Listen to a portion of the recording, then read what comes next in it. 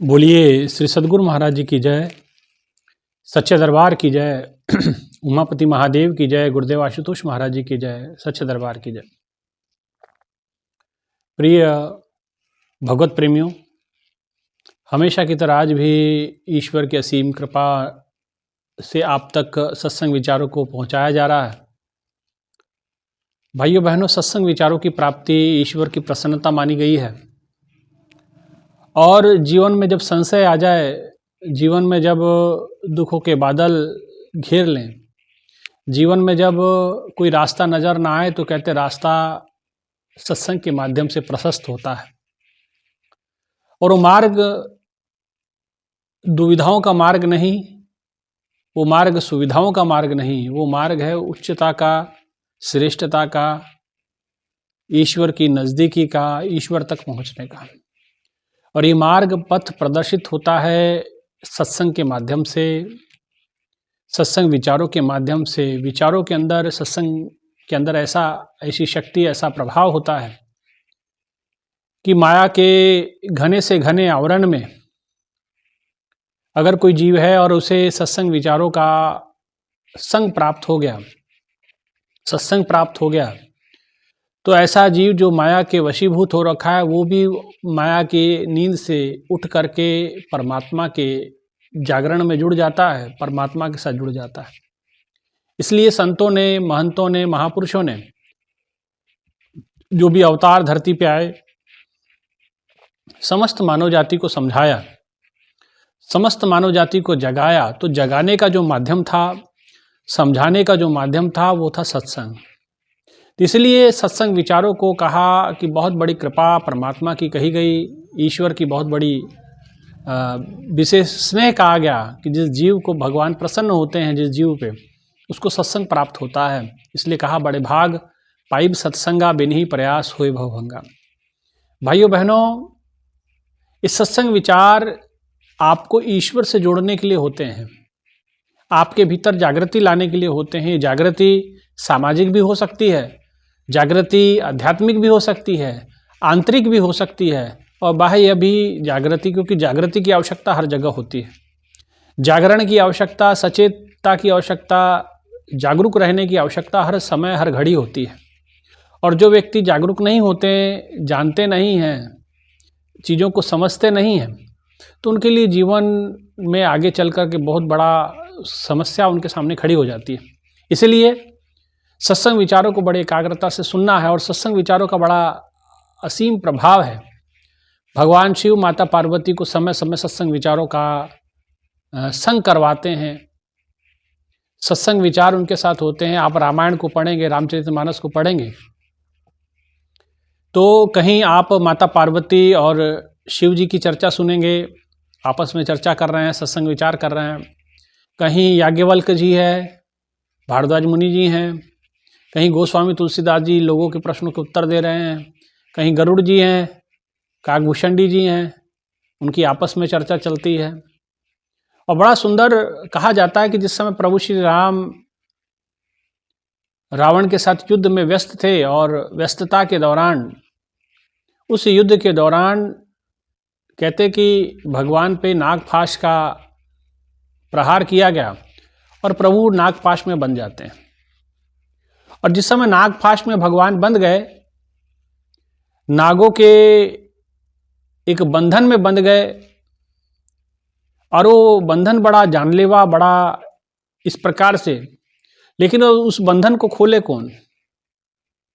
तो कहा जाता है कि नारद जी ने रास्ता दिखाया, बात बतलाई, गरुड़ जी को समझाया कि देखो, आज आपके जो स्वामी हैं, आपके जो इष्ट हैं, नारायण हैं, भगवान श्री राम का रूप लेकर के मनुष्य रूप में धरती पे अवतरण हुआ है, और रावण का वध करने के लिए गए हुए हैं, युद्ध आरंभ है। लेकिन उसी दौरान नागपाश का बंधन उनके ऊपर डाल दिया गया है। अब इस नागपाश को, बंधन को आप ही काट सकते हैं। गरुड़ जी, आप कृपा करें, दया करें, और जल्द से जल्द प्रभु को इस नागपाश के बंधन से बाहर करें, ताकि भगवान अपना कार्य सिद्ध करें, अपने जीवन का मनोरथ पूर्ण करें, और समस्त संतों का, भक्तों का जीवन का उद्धार करें। और गरुड़ जी जाते हैं, भगवान का नागपाश बांधते हैं, और नागपाश जो बंधन भगवान श्री राम का था, उस बंधन को काटते हैं, नागपाश को काटते हैं गरुड़ जी। अब जिस समय नागपाश को काट तो दिया, सब तरफ गरुड़ जी की जय जयकार भी हो गई, लेकिन कहीं ना कहीं एक मन के अंदर सूक्ष्म संशय भी आ गया। और आपको मैं एक बात बताऊं कि संशय एक ऐसी स्थिति है या ऐसी वस्तु है, मान लीजिए आपके पास हजारों लीटर दूध है, लेकिन अगर आप एक बूंद उसमें अगर नींबू की डल जाए तो फिर क्या होगा? वो सारा दूध जो है आपका खराब हो जाएगा, बेकार हो जाएगा, है ना, फट जाएगा। ऐसे ही संशय करता है। आपके हजारों वर्षों की भक्ति है, जन्मों जन्मों की भक्ति, लेकिन संशय जब आता है तो आपकी उस भक्ति को फाड़ने का काम करता है। और महापुरुषों ने यहाँ तक कहा है कि संशय आत्मा विनश्यति, जो संशय जिसको आ जाता है उसका विनाश तय हो जाता है ना। गधे का पार किया जा सकता है, गधे को पार उतारा हो सकता है, लेकिन जो संशय आत्मा है, जिसके भीतर संशय ने वास किया है, जिसके भीतर इस प्रकार से संशयों ने जगह घेर ली है, तो ऐसे आदमी का विनाश तय होता है। इसलिए भाइयों बहनों, महापुरुषों ने बताया कि संशय आत्मा विनश्यति। और ये संशय उनके मन में आया, गरुड़ जी ने बात नारद जी को बताई। नारद जी ने कहा कि देखो आप, ये बड़ी गंभीर समस्या है, प्रभु श्री राम नारायण के अवतार हैं, लेकिन आप उनको समझ नहीं पा रहे हैं। और वो कह रहे हैं कि देखिए, भगवान तो स्वयं बंधनों से मुक्त करते हैं जीव को, अब जीव को बंधनों से मुक्त करते हैं, लेकिन यहाँ तो स्वयं भगवान बंधनों में बंधे हुए हैं। ये किस प्रकार का, कुछ समझ नहीं आ रही, समझ से बाहर है। तो भाइयों बहनों, एक बात और समझने वाली बात, भगवान जब धरती पे आते हैं संत सतगुरु का रूप लेकर के, अवतार लेकर के, तो उनकी जो लीला होती है हूबहू मानवों की तरह होती है।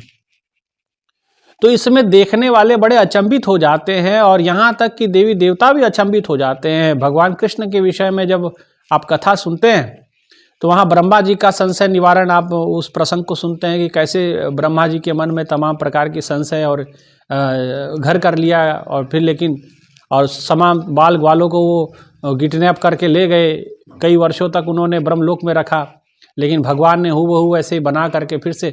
तो ये घटना आप सुनते हैं भागवत कथा के माध्यम से, या कभी कथा सुनी होगी या ग्रंथ पढ़े होंगे तो आपको पता होगा।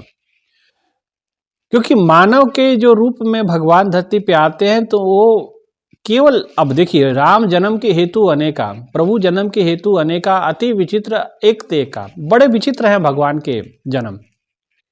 और जन्म मरण दोहू में नाई जन परोपकारी है, वो जन्म मरण में नहीं है, देह का जन्म मरण होता है, लेकिन वो उस लेवल को पार कर चुके होते हैं। दिखने के लिए उनको अपने जैसे भासते हैं, नजर आते हैं, लेकिन वो इस देहाभिमान से ऊपर होते हैं, अलौकिक शक्तियों से परिपूर्ण होते हैं।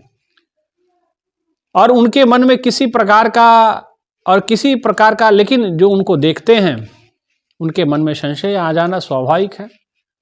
और आज ऐसा ही संशय गरुड़ जी के मन में आया कि भगवान तो स्वयं नागफास के बंधन में बंध गए, तो ये संसार का, ये तो छोटा सा नागफास का बंधन है, और संसार का भव सागर का बंधन तो बड़ा खतरनाक बंधन है, माया का बंधन तो बहुत बड़ा बंधन है।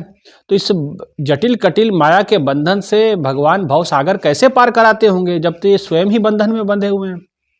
नारद जी के सामने अपनी बात रखी, तो कहा जाता है कि भगवान के जब कृपा करते हैं तो सत्संग की प्राप्ति होती है, आप जानते हैं।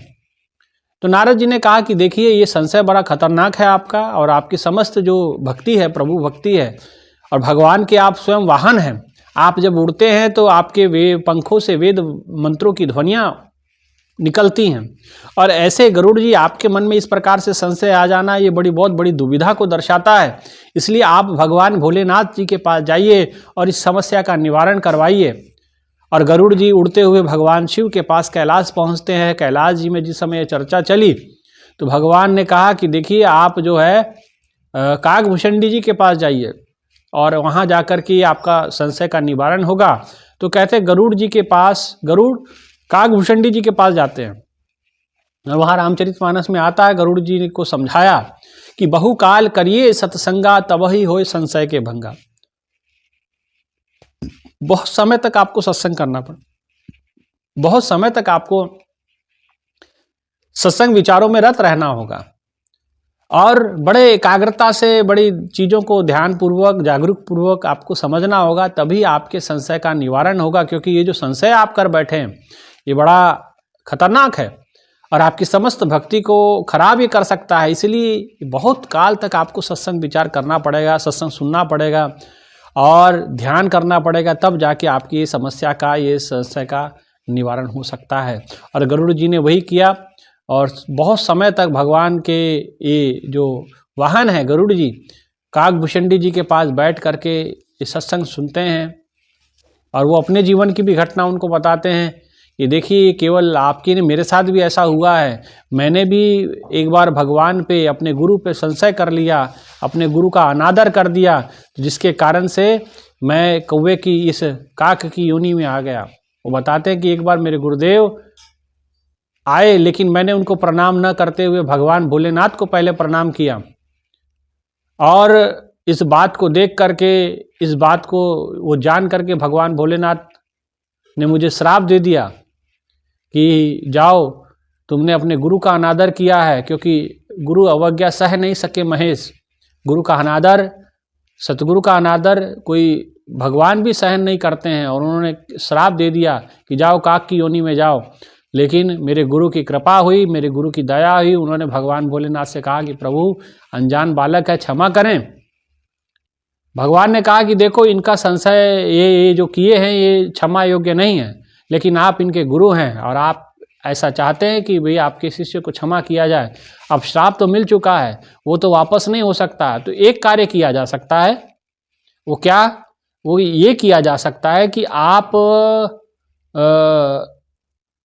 इन्हें काक की योनि में तो जाना पड़ेगा, लेकिन इनके साथ साथ इनको ये तमाम स्मृतियां बनी रहेंगी कि इनसे ये गलती हुई थी और इनको सत्संग की महिमा ये सुनाते रहेंगे, सत्संग विचारों को ग्रहण करते रहेंगे, इनके पास आत्मबोध रहेगा और ये हमेशा नित्य नियमित से साधना सुमरन अपने काक की योनि में भी जाकर के ये करते रहेंगे, जिससे इनके जीवन का कल्याण होगा, मंगल होगा।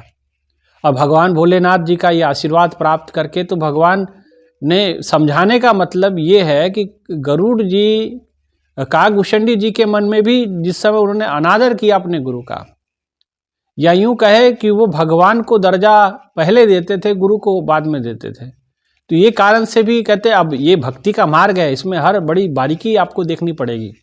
गुरु का रुतबा, गुरु का सम्मान है ना, वो भगवान को ही प्रणाम किया था, कोई बड़ी बात नहीं थी। लेकिन भगवान ने कहा कि नहीं, मेरे से पहला अधिकार ये गुरु का है और आपने गुरु का अपमान कर दिया। तो आपको, तो कहने का मतलब आप यही बात गरुड़ जी को समझा रहे हैं। गरुड़, आपके मन में भी संशय आ गया, ये भगवान का ही रूप गुरु होते हैं। जब भगवान धरती पे जीव का कल्याण करना चाहते हैं, जब ईश्वर स्वयं मानवता का कल्याण करना चाहते हैं, मानवों का हित करना चाहते हैं, साधु सज्जनों का उद्धार करना चाहते हैं, तो स्वयं मानव का रूप लेकर के धरती पे आते हैं और जन का कल्याण करते हैं, उन्हें ईश्वर से जोड़ते हैं, आत्म कल्याण की ओर बढ़ाते हैं।